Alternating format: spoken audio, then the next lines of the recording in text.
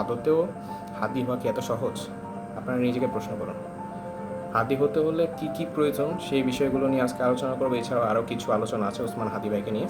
দ্বিতীয়ত, আপনি এরকম বিগত 54 বছরে দেশ স্বাধীন হওয়ার পরবর্তী সময় কোন রাজনীতিবিদ, কোন পলিটিশিয়ানের বা কোন দল থেকে একজন বিজ্ঞ নেতার প্রেস কনফারেন্স হোক কিংবা ধরেন সংবাদ সম্মেলন হোক, কোনো জনসভায় বক্তব্য হোক, আপনি এইরূপ বক্তব্য শুনেছেন ওসমান হাদি ভাইয়ের মতো সরাসরি একদম টু দি পয়েন্ট, একদম সব কিছু বলে দেওয়া? দুইজন যদি থাকে, অর্থাৎ একটা হচ্ছে জনগণ, একটা হচ্ছে আদর্শ নেতা, জনগণের চাওয়া নেতা বা জনগণের চাওয়া জনপ্রতিনিধি, আর কিছুর প্রয়োজন হয় না। মানুষ প্রোটোকল দেয়, আমরা তাদেরকে মনে করবো অনেক বড় নেতা, সে অনেক বড় কি, সে অমুক, সে তমুক। আদতে সে কমুক, সেটা বিবেককে প্রশ্ন করতে হবে। এখন ওসমান হাদি ভাই, শৈশব ওসমান হাদি ভাই তার সেই নিজেকে ফার্স্টে প্রতিষ্ঠিত করেছেন, যা বলেছেন তা করেছেন। দেন সেই অবস্থায় যদি অপ্রত্যাশিতভাবে কেউ গুলি করে, সেই সময় যে মৃত্যুটা, সেই মৃত্যুটাকে সে গুলি করে বলেছেন। সে বলে নাই যে সে এটা দেয়নি, মানে সে এখন আরেকটা প্রশ্ন আসে, তাহলে কি সে তাকে গুলি করার যে লেজিটিমেসি আছে বা যে বৈধতা রয়েছে সেটা দিয়ে দিয়েছেন না? সে সেটা দেন নাই। ওসমান হাদি ভাই নিজেই বলছেন যে যারা বিপ্লব করেন, যারা করেন, এরা হচ্ছে মেন্টালি আর কি এদের সমস্যা, বা এরা পাগল, বা এরা পাগল বলতে হচ্ছে নেগেটিভ দিয়ে, এরা ওরকম মনস্তত্ত্ব নিয়েই নামে যে না এরা উল্টে গেল সব কিছু। আপনি বাহিনীর এরা বলবে যে আমার ভাই তো বলছে যে শৈশব ওসমান হাদি ভাই তো নিজেই বলছে, স্বয়ং বলেছে যে একজন রাজনীতিবিদের মৃত্যু, লরির মৃত্যু হবে হচ্ছে গুলিবিদ্ধর মাধ্যমে, মাথায় বা বুকে গুলি ভেদ করবে রাজপথে। তো তার ইচ্ছা কবুল হয়েছে, শেষ, তাহলে আবার বিচার চাচ্ছ কেন? তো ওসমান হাদি ভাই চাইলে তো এটা প্রবেশ করতে পারতেন, কেন করলেন না? এবং কেন ওসমান হাদি ভাই বিভিন্ন প্রেস কনফারেন্সে এনসিপি, যেটা জুলাই বিপ্লব, মানে যারা জুলাই বিপ্লবে আর কি অংশগ্রহণ করেছেন তাদের দ্বারা সংগঠিত হয়েছে, তারও সমালোচনা আপনি দেখছেন, সে কিন্তু চাইলেও এনসিপিতে প্রবেশ করতে পারতো। কিন্তু ওসমান হাদি ভাই বলেছেন যে আমি তো হাসনাতে পলিটিক্স করি না। আসসালামু আলাইকুম। আশা করি সবাই যে যার জায়গা থেকে ভালো আছেন। একটা স্লোগান রয়েছে যেটা আমরা সাধারণত বিভিন্ন মিছিলে দিয়ে থাকি, আমরা সবাই হাতি হব, যুগে যুগে লড়ে যাব, গুলির মুখে কথা কব, আমরা সবাই হাতি হব। তো এই স্লোগানটা মূলত, এটার মধ্যে যে বিষয়বস্তু বলি সেটা বাস্তবায়নের কথাটা পরে আসি। আগে এই স্লোগানটা দেওয়ার একটাই উদ্দেশ্য, যাতে হাদি ভাইয়ের জন্য ন্যায় বিচার প্রতিষ্ঠিত হয়, হাদি হত্যার বিচার যাতে হয়, ওসমান হাদি ভাই, শহীদ শরীফ ওসমান বিন হাদি ভাইয়ের হত্যার বিচারটা যাতে হয়, 1 নম্বর। আর 2 নম্বরটা হচ্ছে আমরা যেই মনোবল নিয়ে রাজপথে নামি, রাজপথ বলতে হচ্ছে যেটা বাস্তবের রাজপথ, তারপর ফেসবুকে বিভিন্নভাবে স্ট্যাটাস, যে যার জায়গা থেকে যেভাবেই পারি আমরা প্রতিবাদ করি। সো সেটাই আমরা এক প্রকার রাজপথ বানিয়ে নিয়েছি, বা ওই রাজপথে নামি তখন যাতে আমাদের মনোবলটা অটল থাকে, আমাদের যেই চিন্তা নিয়ে আমরা নামি যে ভাইয়ের বিচারটা আমরা কইরেই দেন আমরা বাড়ি ফিরবো বা আমরা হাল ছাড়বো।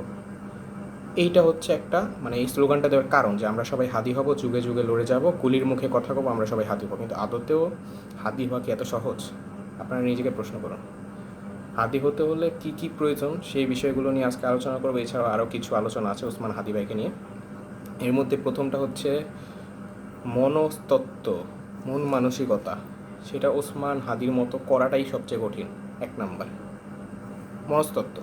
2 নম্বর হচ্ছে আমি আমার মন মানসিকতা যা রাখছি তাই তাই করছি, বা আমি যা বলছি তাই করছি, এরূপ একটা, যে আমি যা বলছি আমি তাই করছি, মানে আমার আদর্শের মধ্যে যাতে আমার সেই মনস্তত্ত্ব ফুটে ওঠে।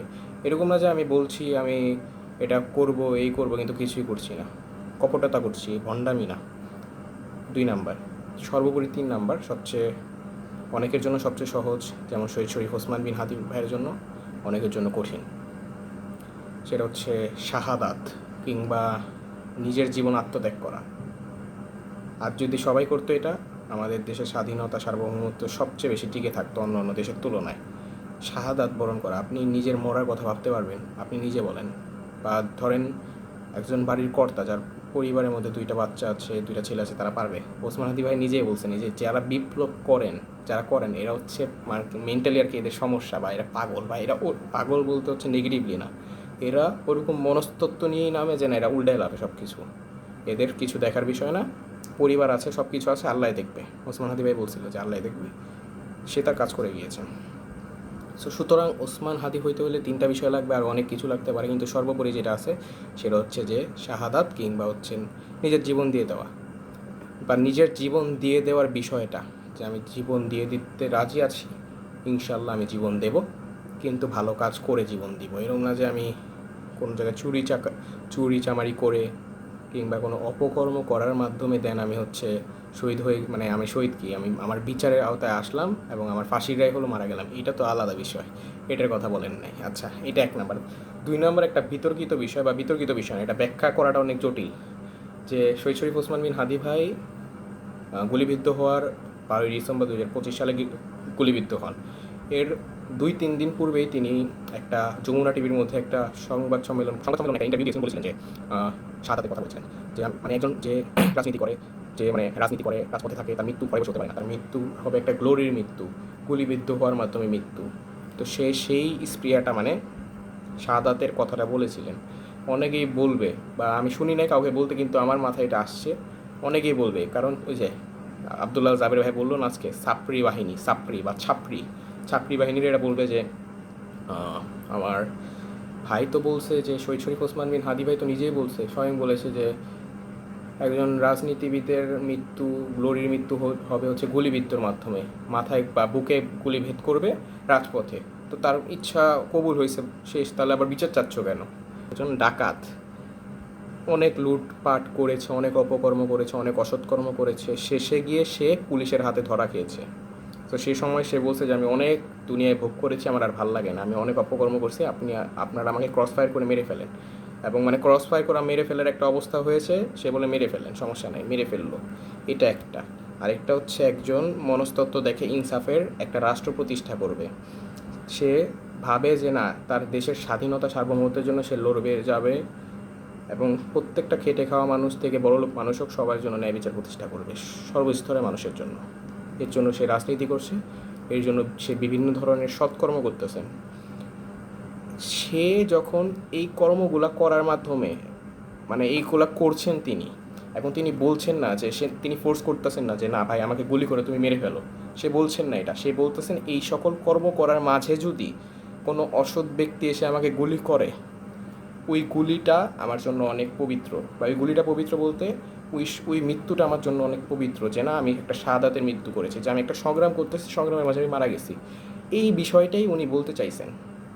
আর ওই ডাকাত তো অপকর্ম করে মারা গেছে, তার জন্য কয়জন মানুষ তারা এটাই সন্দেহ যে না আমার দাবি যাবে, বিচারের দাবি, তাকে কেন ক্রস ফায়ার করা হয়েছে, উল্টা আরও আলহামদুলিল্লাহ বলবে, সুবহান আল্লাহ বলবে তার মরার কারণে, কারণ সে অপকর্ম করেছে, তাকে ক্রস ফায়ার করা হয়েছে। সে সেই মৃত্যুটার কথা বলছেন, যে অপ্রত্যাশিত কোনো ঘটনা ঘটলে গুলিবিদ্ধ হলেন অপ্রত্যাশিতভাবে, সে বলেন না আমাকে গুলিবিদ্ধ করো, সে বৈধতা দেন নাই, গুলিবিদ্ধ করাটা অন্যায়, কিন্তু তিনি বলেন না যে গুলিবিদ্ধ আমাকে করো, তিনি বলছেন গুলিবিদ্ধ যদি করে ফেলে কোনো অসৎ ব্যক্তি আমাকে, আমি যে জীবনটা পাবো, আমি যে মৃত্যুটা পাবো, আমাকে এই মৃত্যুটা আমার জন্য পবিত্র, এবং আমি শাহাদাত বরণ করবো, আল্লাহর কাছে আমি হাসতে হাসতে চলে যাব, এই বিষয়টা বলেছেন।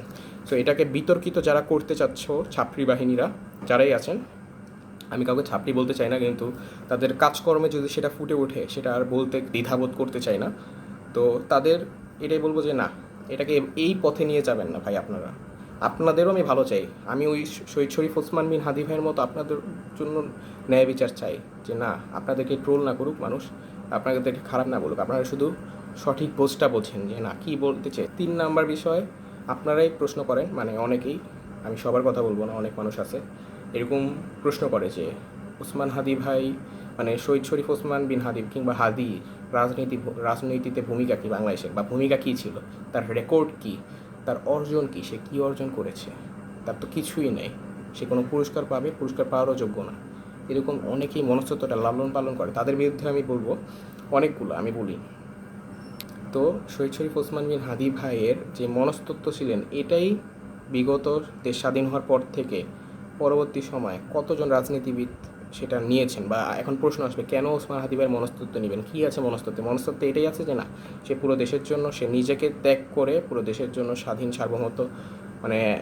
সার্বভৌমত্বের জন্য আত্মত্যাগ করবেন, এবং ইনসাফের রাষ্ট্র প্রতিষ্ঠা করবেন। এরকম রাজনৈতিক ব্যক্তিত্ব আপনারা গত 54 বছরে কয়জন পেয়েছেন? হাতে গোনা কয়েকজন পেয়েছেন, আমি বলবো না যে পাননি, ওসমান হাদি ভাই সহ।